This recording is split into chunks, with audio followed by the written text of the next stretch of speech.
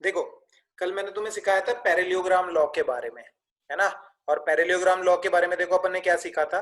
मैंने तुम्हें इस तरह से बताया था कि अगर ऐसे तुम्हारे पास दो वेक्टर्स हैं, ये वेक्टर है और ये मान लो दूसरा वाला जो वेक्टर है ये बी वेक्टर है ना। ये ए वेक्टर हो गया था और ये बी वेक्टर हो गया था।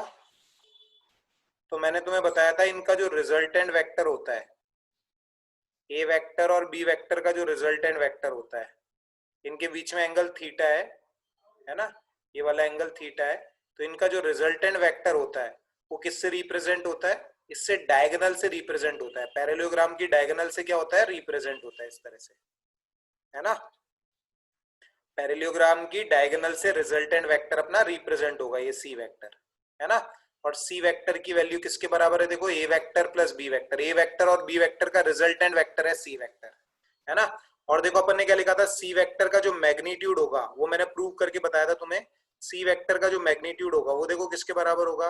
Root of A square plus B square plus 2ab cos theta के बराबर होगा। ये सी वेक्टर का मैग्नीट्यूड होगा। और अगर रिजल्टेंट वेक्टर जो है तुम्हारा सी वेक्टर, वो अगर ए वेक्टर के साथ में अल्फा एंगल बना रहा है, तो टेन अल्फा की जो वैल्यू अपन लिखते हैं वो देखो कैसे लिखते हैं। वो अपन लिखते हैं B sine theta upon A plus B cos theta, है ना। तो रिजल्टेंट वेक्टर की वैल्यू अपन इस तरह से लिखते हैं, B sine theta upon A plus B cos theta. Basically ये अपना क्या था? पैरेललोग्राम लॉ था, है ना। और मैंने तुम्हें बताया था वेक्टर को रिजॉल्व करके भी तुम ये वाला रिजल्ट क्या कर सकते हो? ऑब्टेन कर सकते हो, है ना। अपन ने पहले तरीका सीखा था कि अगर अपने को F1 और F2 दे रखा हो तो अपन रिजॉल्व करते थे और उससे रिजल्टेंट निकालते थे, है ना। और ये वाला जो फॉर्मूला है वो डायरेक्ट फॉर्मूला है कि अगर ए वेक्टर और बी वेक्टर तुम्हें गिवन है और उनके बीच का एंगल थीटा गिवन है, तो रिजल्टेंट वेक्टर का मैग्नीट्यूड और रिजल्टेंट वेक्टर ए वेक्टर के साथ या हॉरिजॉन्टल के साथ जो एंगल बना रहा है वो अपन ने कैलकुलेट किया, है ना। अब अब देखो, वेक्टर लॉज ऑफ एडिशन में एक लॉ तो ये था पैरेललोग्राम लॉ, है ना। ये पैरेललोग्राम लॉ था अपना। वैसे देखो एक लॉ और होता है जिसे बोला जाता है ट्राइंगल लॉ, है ना। ट्राइंगल लॉ की बात करते हैं, समझना बात को। है कुछ भी नहीं, ट्राइंगल लॉ भी पैरेललोग्राम लॉ जैसा ही है, कुछ अलग नहीं है उसके अंदर, बस उसे नया नाम दे दिया गया है ट्राइंगल लॉ। समझना बात को अच्छे से। देखो ट्राइंगल लॉ आपको क्या कहता है? ट्राइंगल लॉ आपको ये कहता है कि दो वेक्टर्स को अगर इस तरह से रिप्रेजेंट किया जाए, दो वेक्टर्स को इस तरह से रिप्रेजेंट किया जाए, देखो ऐसे। अगर ए वेक्टर और बी वेक्टर को इस तरह से रिप्रेजेंट किया जाए, ये अपना ए वेक्टर है और ये अपना क्या है? बी वेक्टर है। अगर ए वेक्टर और बी वेक्टर को इस तरह से रिप्रेजेंट किया जाए, किस तरह से रिप्रेजेंट किया जाए? जहां पे ए वेक्टर की टेल है वहां पे बी वेक्टर का क्या हो? हेड हो। ए वेक्टर की टेल के ए वेक्टर के हेड के साथ बी वेक्टर की टेल कोइंसाइड हो रही है। ए वेक्टर के हेड के साथ बी वेक्टर की टेल क्या हो रही है? कोइंसाइड हो रही है। यहाँ पे क्या हो रहा है? देखो यहाँ पे पैरेललोग्राम लॉ में ए वेक्टर की टेल और बी वेक्टर की टेल कोइंसाइड हो रही है। ट्राइंगल लॉ में क्या हो रहा है? ए वेक्टर के हेड के साथ बी वेक्टर की टेल क्या हो रही है? कोइंसाइड हो रही है। तो ट्राइंगल लॉ अपने को कहता है अगर ए वेक्टर के हेड के साथ बी वेक्टर की टेल कोइंसाइड हो रही है तो इनका जो रिजल्टेंट वेक्टर है वो ट्राइंगल की तीसरी साइड से रिप्रेजेंट होगा। और कैसे रिप्रेजेंट होगा? स्टार्टिंग पॉइंट से एंड पॉइंट की ओर रिप्रेजेंट होगा। जो रिजल्टेंट वेक्टर है अपना सी वेक्टर, वो कैसे रिप्रेजेंट होगा? स्टार्टिंग पॉइंट ये था और एंड पॉइंट ये, स्टार्टिंग पॉइंट से एंड पॉइंट की तरफ होगा, है ना। इस तरह से सी वेक्टर अपना क्या होगा? रिप्रेजेंट होगा। अच्छा, अगर तुम ध्यान से देखोगे तो ये लॉ और इसमें कोई डिफरेंस नहीं है। देखो जैसे बात समझो, पैरेललोग्राम लॉ में ये जो बी वेक्टर था उसको मैं ऐसे बना रहा था, देखो ऐसे, ऐसे इस तरह से बना रहा था बी वेक्टर को। पैरेललोग्राम लॉ में बी वेक्टर को ऐसे बनाया था, तो देखो ए वेक्टर और बी वेक्टर के बीच में ये वाला एंगल था थीटा, तो रिजल्टेंट ऐसे डायगोनल से तो रिप्रेजेंट हुआ था, है ना, ऐसे। ये देखो पैरेललोग्राम लॉ जैसे ही तो है, पैरेललोग्राम ही तो बन रहा है अगर इसको भी तुम देखोगे तो बस उसको नए तरीके से बना दिया। देखो कि ये ए वेक्टर है और इसको बी वेक्टर बोल दिया ट्राइंगल लॉ में, है ना। कि अगर दो वेक्टर्स को इस तरह रिप्रेजेंट करें कि ए वेक्टर के हेड के साथ बी वेक्टर की टेल कोइंसाइड हो, तो इनका जो रिजल्टेंट वेक्टर है वो ट्राइंगल की तीसरी साइड से अपोजिट ऑर्डर में रिप्रेजेंट होगा। ऑर्डर का मतलब जैसे ए वेक्टर के हेड के साथ बी वेक्टर की टेल है ना, तो ये एक ऑर्डर में चल रहे हैं, लेकिन सी वेक्टर जो है वो अपोजिट ऑर्डर में है, मतलब बी वेक्टर के हेड के साथ सी वेक्टर का हेड कोइंसाइड हो गया। बेसिकली यही लॉ जो है ये अपना कौन सा लॉ कहलाता है, ट्राइंगल लॉ कहलाता है ना। तो पैरेललोग्राम लॉ और ट्राइंगल लॉ में सिर्फ इतना ही अंतर है कि वहां पे अपन ने ए वेक्टर और बी वेक्टर को इस तरह रिप्रेजेंट किया था कि दोनों की टेल एक ही पॉइंट पे थी। ट्राइंगल लॉ में ए वेक्टर और बी वेक्टर को इस तरह रिप्रेजेंट किया है कि ए वेक्टर के हेड पे बी वेक्टर की टेल है, ए वेक्टर के हेड पे बी वेक्टर की टेल है, तो रिजल्टेंट वेक्टर को हमने रिप्रेजेंट कर दिया, है ना। ये लॉ अपना कौन सा लॉ कहलाता है, ट्राइंगल लॉ कहलाता है, ठीक है ना। अच्छे से आपको बात समझ में आनी चाहिए। अच्छा देखो कुछ सवाल कर लेते हैं, देखो छोटे छोटे से सवाल इस पे करते हैं अपन।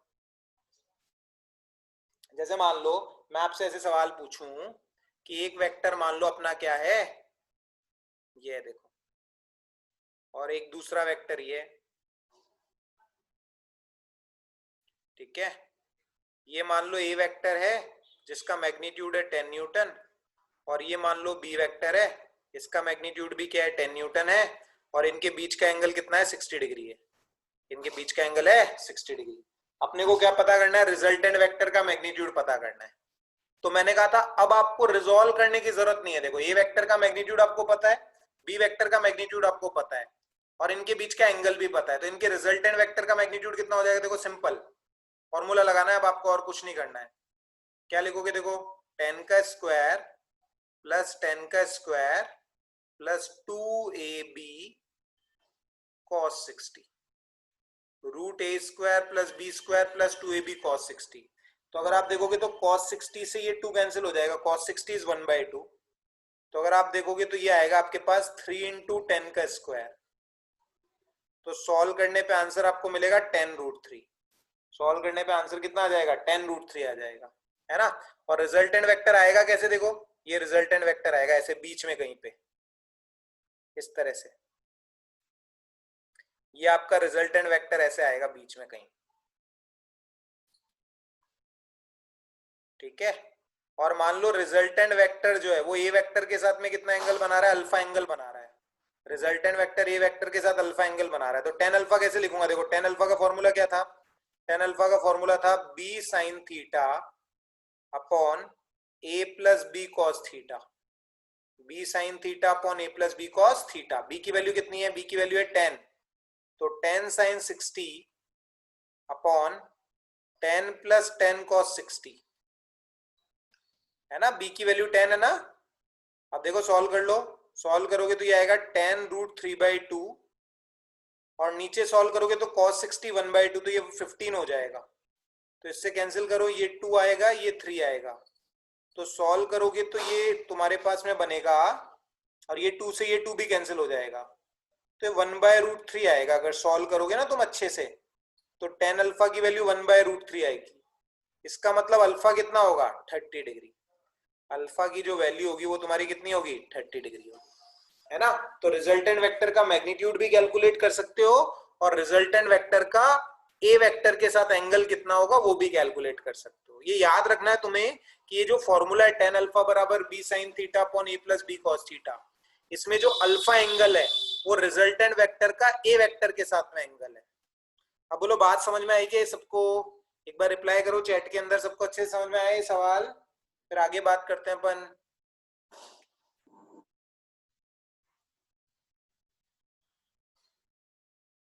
बोलो जतिन, पूजा, प्रज्ञा, रिचा, सिमरन, चलो और बात करते हैं। देखो अच्छा एक बात समझो तुम, जैसे मान लो मैं तुम्हें बोलूं ये तुम्हारा ए वेक्टर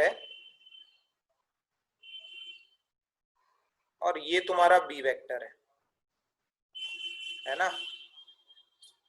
ये तुम्हारा ए वेक्टर है और ये तुम्हारा क्या है, बी वेक्टर है। तो इन दोनों का जो रिजल्टेंट वेक्टर आएगा, ए वेक्टर और बी वेक्टर इस तरह से है, और इनके बीच का एंगल ये वाला है थीटा, है ना। इनके बीच का एंगल थीटा इस तरह से। तो इनका जो रिजल्टेंट वेक्टर आएगा, देखो इनका जो रिजल्टेंट वेक्टर आएगा वो कैसे आएगा, ऐसे आएगा देखो, इन दोनों का जो रिजल्टेंट वेक्टर आएगा सी वेक्टर, वो कुछ इस तरह से आएगा, ऐसे। अगर तुम ध्यान से देखोगे तो यहाँ भी पैरेललोग्राम बन रहा है ये,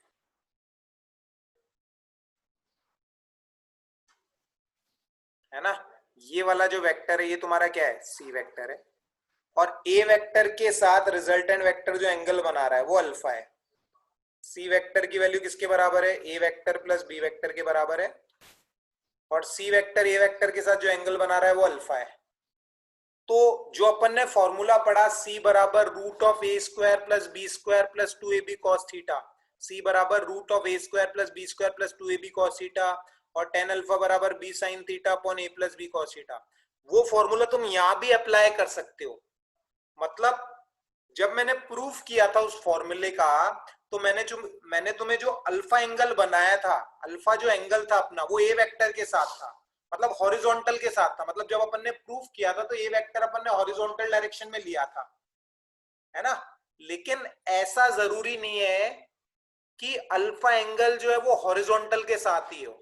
आपको याद रखना है जो अल्फा एंगल है वो रिजल्टेंट वेक्टर का ए वेक्टर के साथ में एंगल है। ऐसी कोई कंडीशन नहीं है कि अल्फा एंगल जो है वो हॉरिजॉन्टल के साथ ही होगा। अल्फा एंगल ए वेक्टर का, ए वेक्टर के साथ में रिजल्टेंट वेक्टर का। तो ऐसे आपको चीज ध्यान रखनी है ना। तो यहाँ पर भी आप वो फॉर्मूले दोनों अप्लाई कर सकते हो। ये दोनों फॉर्मूले आप यहाँ भी अप्लाई कर सकते हो कि सी वेक्टर का जो मैग्नीट्यूड होगा वो root of A square plus B square plus 2ab cos theta के बराबर होगा। और tan अल्फा की वैल्यू आप लिख सकते हो कि tan अल्फा जो होगा वो किसके बराबर होगा अपना, b sin theta upon a plus b cos theta के बराबर होगा। ऐसे आप tan अल्फा भी लिख सकते हो, है ना। तो ऐसे कोई रेस्ट्रिक्शन नहीं है कि अल्फा एंगल जो है वो हॉरिजॉन्टल के साथ ही होगा, ठीक है ना। अच्छा चलो एक सवाल मैं आपसे पूछता हूँ, उसका जवाब देना मुझे आप। मान लो मैं आपको बोलूं ए वेक्टर इस तरह से, ये ए वेक्टर है आपका और ये दूसरा वेक्टर बी वेक्टर, है ना। ये ए वेक्टर है और ये मान लो बी वेक्टर है,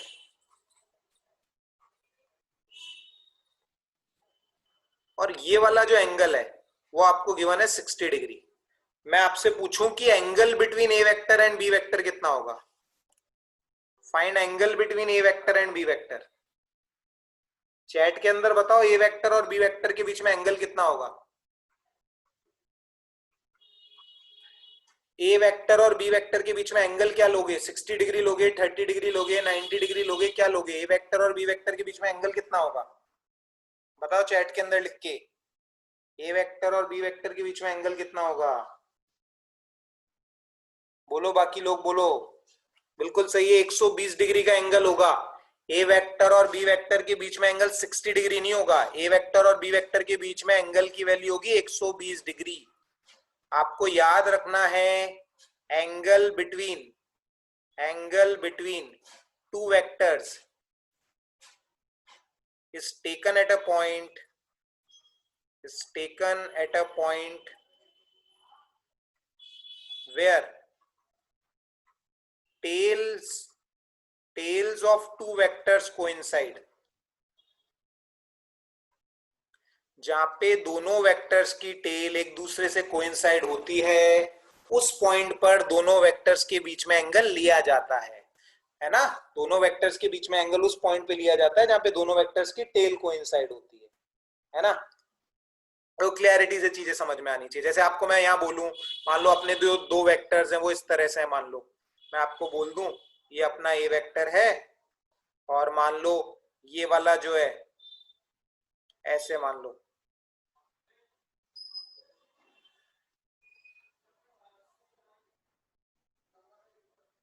ये वेक्टर है और ये मान लो आपका क्या है 30 डिग्री है। बोलो ए वेक्टर और बी वेक्टर के बीच में एंगल कितना होगा इस केस में। इस केस में ए वेक्टर, ये वेक्टर है, ये बी वेक्टर है। इस केस में ए वेक्टर और बी वेक्टर के बीच में एंगल लोगे तुम 150 डिग्री। देखो यहाँ पे ए वेक्टर का तो हेड है और बी वेक्टर की टेल है, तो मैं चाहूं तो देखो ए वेक्टर को ऐसे भी बना सकता हूँ, देखो ऐसे, ऐसे आगे भी तो बना सकते हैं अपन ए वेक्टर को। ये वाला जो एंगल बनेगा वो कितना बनेगा, 150 डिग्री बनेगा।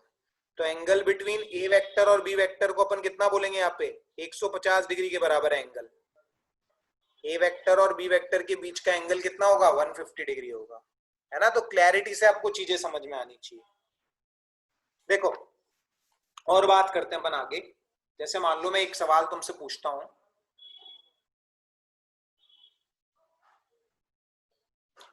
जैसे मान लो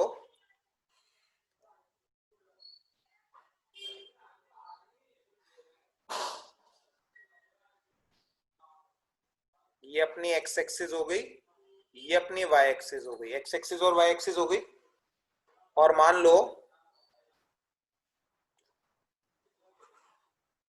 ये एक वेक्टर है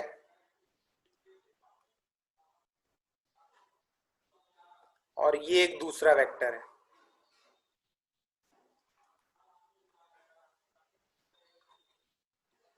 है ना। ये मान लो इस वेक्टर का मैग्नीट्यूड है 3 न्यूटन और ये कितना एंगल बना रहा है एक्स एक्सिस के साथ में, 30 डिग्री का एंगल बना रहा है। और ये दूसरा वेक्टर है, ये इसका जो मैग्नीट्यूड है वो मान लो किसके बराबर है, 5√2 के बराबर है, ठीक है। और ये वाला जो वेक्टर है वो मान लो हॉरिजॉन्टल के साथ में कितना एंगल बना रहा है, 75 डिग्री का एंगल बना रहा है। ये वेक्टर हॉरिजॉन्टल के साथ कितना एंगल बना रहा है, 75 डिग्री का एंगल बना रहा है। ऐसे दो वेक्टर्स हैं। आपसे पूछा find magnitude of resultant, find magnitude of resultant, है ना। रिजल्टेंट का मैग्नीट्यूड क्या होगा। अच्छा इस केस में मेरे को बताओ दोनों वेक्टर्स के बीच में एंगल कितना होगा, चैट के अंदर रिप्लाई करो, दोनों वेक्टर्स के बीच में एंगल कितना होगा इस केस में, बताओ। एंगल बिटवीन टू वेक्टर्स कितना होगा इस केस में,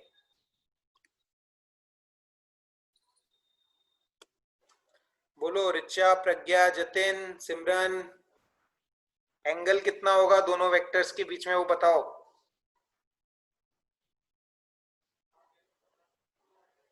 सही है 45 डिग्री। अरे सबको समझ में आना चाहिए। ये देखो ये वाला एंगल है 30 और ये पूरा है 75, तो ये जो बीच वाला एंगल हुआ दोनों वेक्टर्स के बीच में ये कितना होगा, 45 डिग्री। अरे सबको समझ में आ रहा है ये बात कि दो वेक्टर्स के बीच में एंगल 45 डिग्री होगा, बोलो। पूजा, सिमरन, जतिन, ये समझ में आया दोनों वेक्टर्स के बीच में एंगल 45 डिग्री होगा। Yes sir. अबे तो बोलते क्यों नहीं, समझ में नहीं आया, समझ में आया आ गया तो आंसर आना चाहिए अब बेसिक बेसिक बातों का तुम्हारा। Yes sir. चलो सॉल्व करते हैं अब इसको। देखो रिजल्टेंट वेक्टर का मैग्नीट्यूड निकालना है ना, तो थीटा की वैल्यू जो हो गई अपनी वो कितनी हो गई, 45 डिग्री हो गई। अब निकाल लो रिजल्टेंट वेक्टर का मैग्नीट्यूड। कैसे निकालोगे, फॉर्मूला लगाओ, 3 का स्क्वायर प्लस 5√2 का square plus 2ab cos 45, 2ab cos 45, root A square plus B square plus 2ab cos theta. ये हो जाएगा 9 प्लस 25 इंटू 2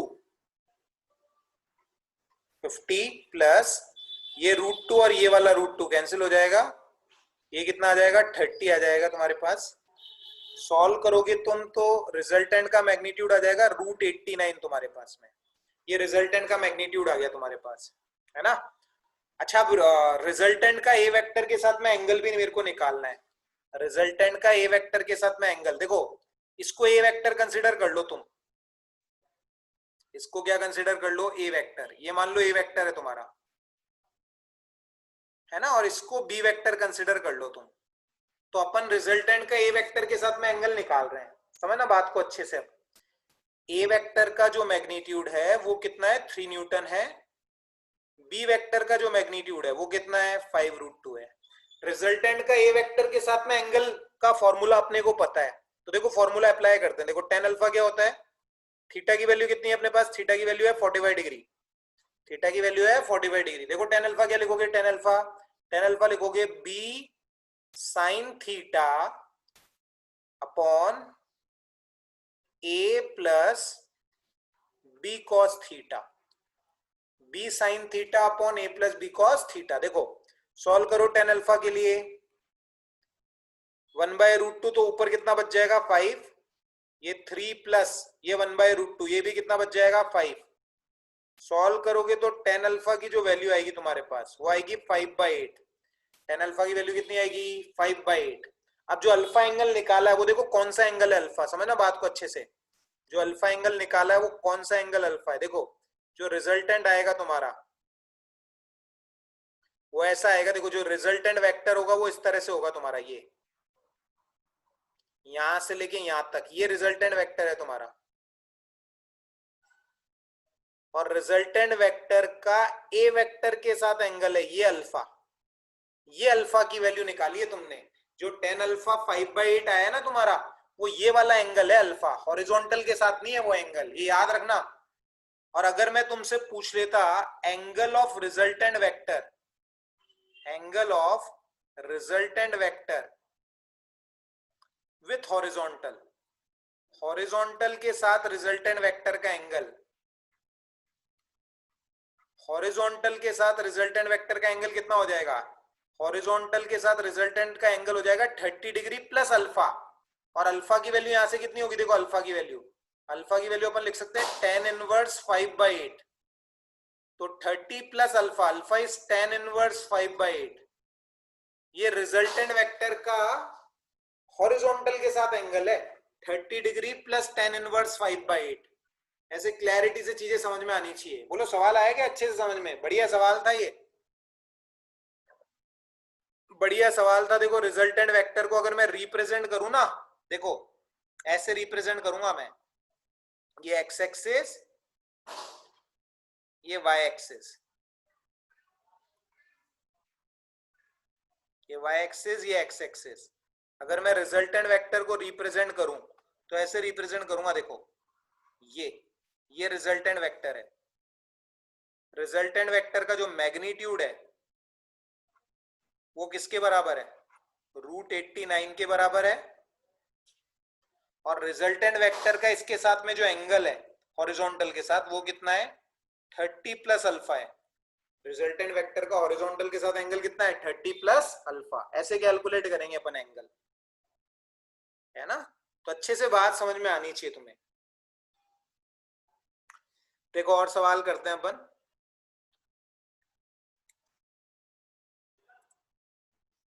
जैसे मान लो तुम्हें ऐसे दे रखा है, देखो दो वेक्टर्स इस तरह से दे रखे हैं। एक ये दे रखा है और एक ये दे रखा है। देखो ये हो गया एक वेक्टर जिसका मैग्नीट्यूड है 5 न्यूटन। और ये वाला वेक्टर जो है वो हॉरिजॉन्टल के साथ देखो कितना एंगल बना रहा है। ये वाला वेक्टर हॉरिजॉन्टल के साथ 20 डिग्री का एंगल बना रहा है। और ये दूसरा वेक्टर है, इसका मैग्नीट्यूड भी कितना है? 5 न्यूटन है। और ये दूसरा वेक्टर जो है तुम्हारा वो हॉरिजॉन्टल के साथ 40 डिग्री का एंगल बना रहा है। दूसरा वेक्टर हॉरिजॉन्टल के साथ कितना एंगल बना रहा है? 40 डिग्री का एंगल बना रहा है। दोनों वेक्टर्स का मैग्नीट्यूड सेम है ना? तुमसे सवाल पूछा find magnitude of resultant and its angle with the horizontal.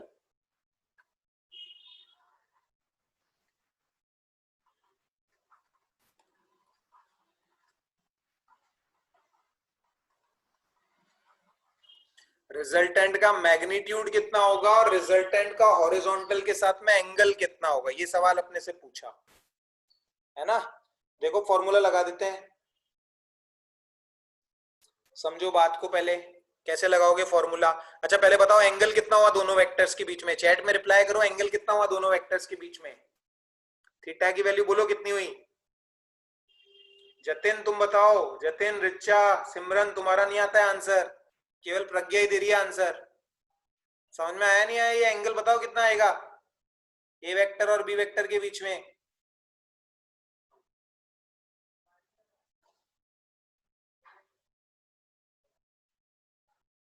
Theta की वैल्यू 120 डिग्री होगी।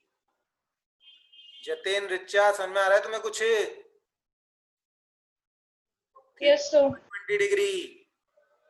अब रिजल्टेंट वेक्टर का मैग्नीट्यूड निकालो। देखो कैसे निकालोगे? रूट ऑफ 5 का स्क्वायर प्लस 5 का square plus 2ab cos 120 degree. Theta is 120 degree और cos 120 डिग्री की जो वैल्यू होती है वो होती है -1/2। ये याद होनी चाहिए वैल्यू तुम्हें। तो सॉल्व करोगे तो देखो क्या आएगा। सॉल्व करोगे तो आएगा रूट ऑफ 5 का स्क्वायर 5 का स्क्वायर, ये वैल्यू -1/2 आएगी। तो माइनस ऑफ 5 का स्क्वायर आ जाएगा ये। cos 120 डिग्री की वैल्यू -1/2, 2 से 2 कैंसिल।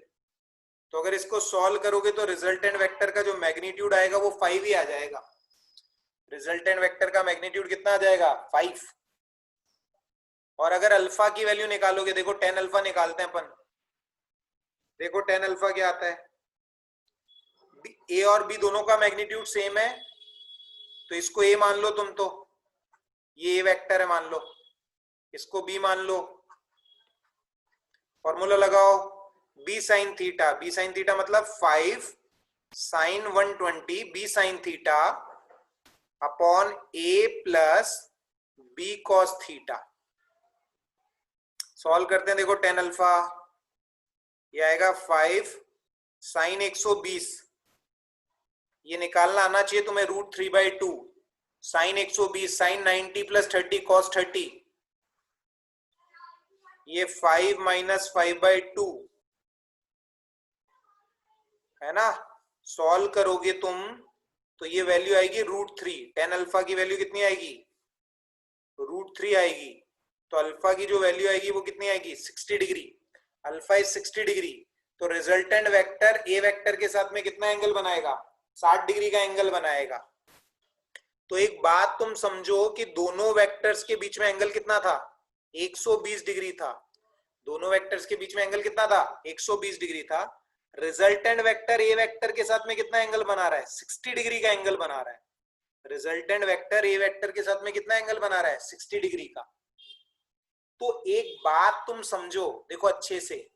अगर दो वेक्टर्स हैं मेरे पास इस तरह से, ऐसे दो वेक्टर्स हैं और दोनों वेक्टर्स का मैग्नीट्यूड जो है वो सेम है। देखो ये ए वेक्टर है और ये बी वेक्टर है। दोनों वेक्टर्स का मैग्नीट्यूड सेम है। इसका मैग्नीट्यूड भी ए मान लो, इसका मैग्नीट्यूड भी क्या है? ए है। और इनके बीच का एंगल थीटा है। इनके बीच का एंगल कितना है? थीटा। तो जो रिजल्टेंट वेक्टर आता है अपना, जो अपना रिजल्टेंट वेक्टर आएगा वो देखो कैसा आएगा। जो रिजल्टेंट वेक्टर आएगा अपना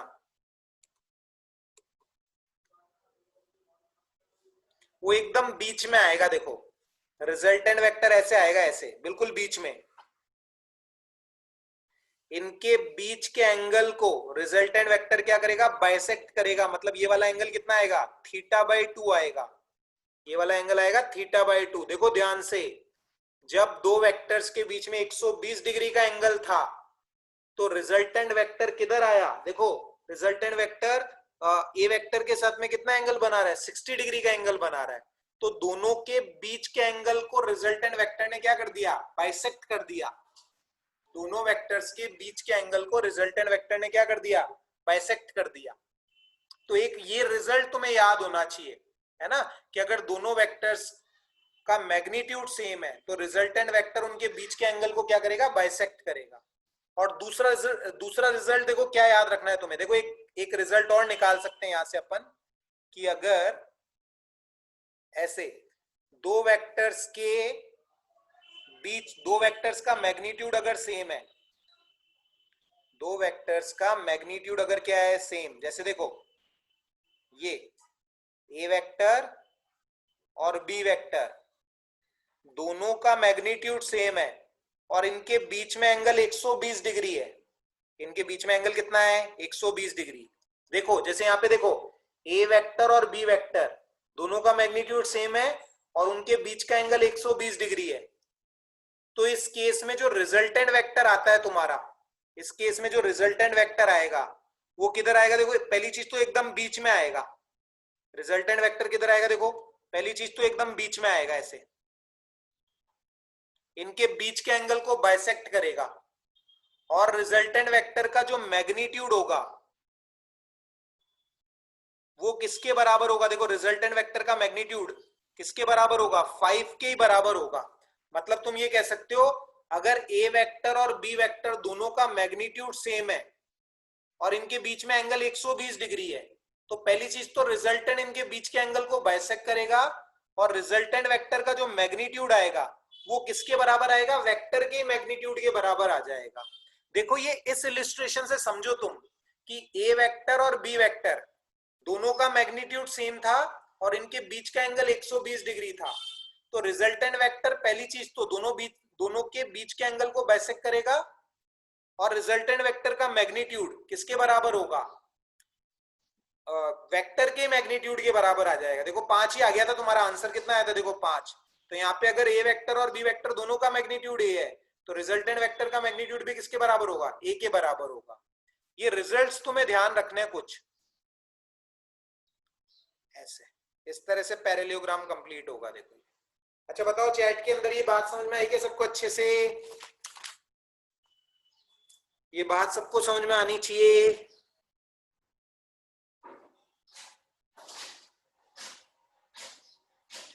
बोलो सिमरन, रिचा, जतिन, प्रज्ञा, पूजा, बात ये समझ में आई क्या?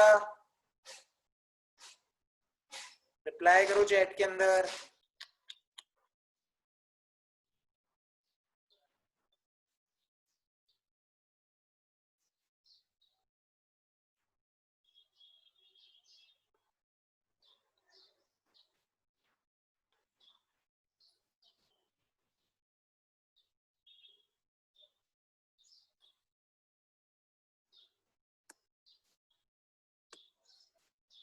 आवाज आ रही है सबको? एकदम कांटेक्ट हट गया था। Yes sir. Yes, sir. आ रही है? चलो वो समझ में आ गया पिछला अपन ने जो भी सीखा अभी तक?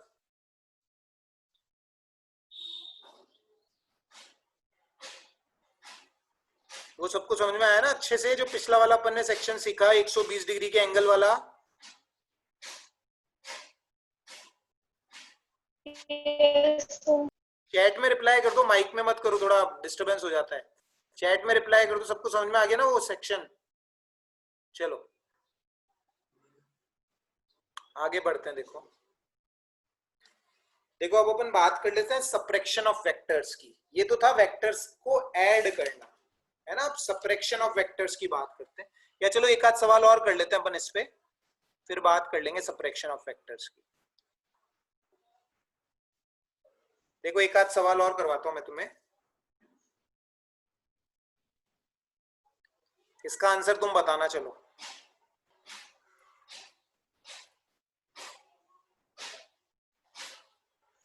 ये वेक्टर हो गया और ये है ना, ए वेक्टर का मैग्नीट्यूड 3 न्यूटन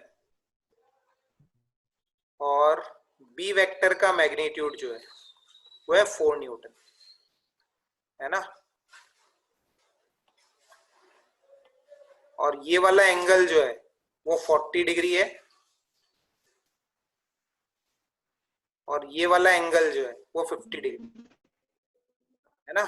एक एंगल 40 डिग्री है और ये वाला एंगल जो है वो किसके बराबर है? 50 डिग्री के बराबर है।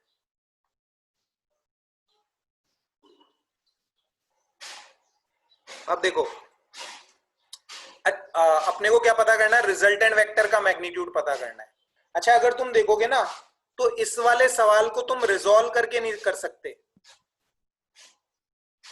इस वाले सवाल को अगर तुम चाहो कि मैं रिजॉल्व करके कर लूं तो रिजॉल्व करके नहीं कर सकते। देखो इस सवाल को, क्योंकि 40 डिग्री और 50 डिग्री की वैल्यूज नहीं पता अपने को, मैंने तुम्हें बताया था सवाल को रिजॉल्व करके भी किया जा सकता है और सवाल को डायरेक्ट फॉर्मूला अप्लाई करके भी किया जा सकता है। तो इस वाले सवाल को तुम रिजॉल्व करके नहीं कर सकते, कभी कभी रिजॉल्व वाला मेथड अपना अप्लाई नहीं हो पाता। जैसे इस वाले सवाल को अपन रिजॉल्व करके नहीं कर पाएंगे क्योंकि यहाँ पे एंगल 40 डिग्री और 50 डिग्री है। इसको कैसे करना पड़ेगा तुम्हें, यहाँ अगर तुम देखोगे तो दोनों वेक्टर्स के बीच में एंगल कितना है, 90 डिग्री है। तो रिजल्टेंट वेक्टर का मैग्नीट्यूड तुम्हें सीधे फॉर्मूला लगा के निकालना पड़ेगा। देखो 3 square plus 4 square plus 2ab cos 90, ये फॉर्मूला लगा के तुम्हें रिजल्टेंट वेक्टर का मैग्नीट्यूड निकालना पड़ेगा। कभी कभी अपन रिजॉल्व करने वाले मेथड के अंदर फंस जाते हैं, उससे अपना आंसर नहीं आ पाता, तो अपने को ये वाला मेथड अप्लाई करना पड़ेगा। तो अगर तुम सॉल्व करोगे इसको cos 90 0 हो जाएगा, रिजल्टेंट वेक्टर का मैग्नीट्यूड 5 आ जाएगा अपने पास। बोलो बात आई क्या सबको ये अच्छे से समझ में, है ना। ये सब था अपना एडिशन ऑफ वेक्टर्स के बारे में। अब इनके सवालों की अच्छे से प्रैक्टिस करनी है तुम्हें, फिर कल अपन पढ़ेंगे वेक्टर सबट्रैक्शन के बारे में, और भी मैं अच्छे से सवाल करवाऊंगा तुम्हें, है ना।